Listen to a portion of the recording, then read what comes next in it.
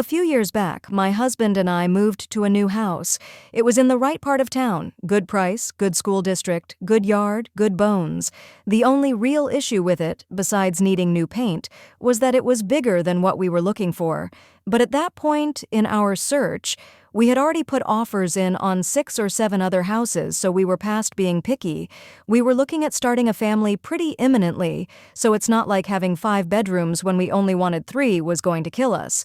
So we moved into our too-big house, got pregnant a few months later, lost the baby a couple months after that. It was pretty devastating, physically and emotionally, so we chose to wait a bit before trying again. That summer, we went to a Meet Your Neighbors kind of event hosted just down the road. We brought cookies, put some faces to names, and were just generally socializing when a couple came up to me and my husband and asked, "Oh, are you the ones who moved into a dress?" I responded that we were.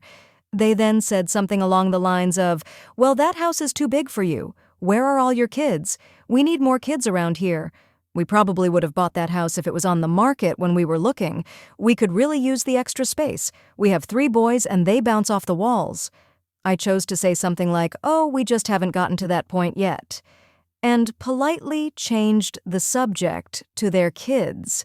No big deal. Later, as my husband and I were grabbing our empty cookie tray and leaving, the couple shouted across the gathering to us to again remind us that our house was really too big for only 2 people. I can't remember exactly what the wife said, but it ran along the lines of, "It's actually selfish to keep all that square footage empty without any kids. A family with kids could have moved in there." Like, somehow she was personally injured by me not moving in with children. So I walked a bit closer to not be shouting, but still plenty of people got to overhear me go, "Well, we were going to wait a bit after my miscarriage," since I still can't quite forget how it felt nearly bleeding out in my bathtub. But since you say so, I guess my husband and I need to run home to get busy. She froze.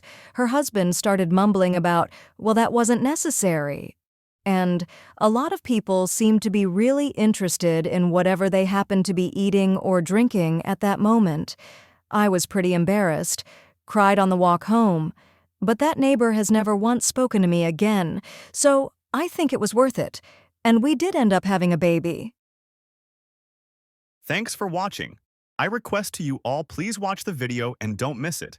Everyone watches videos daily, so kindly I ask you to subscribe my YouTube channel. I work hard to find the best top Reddit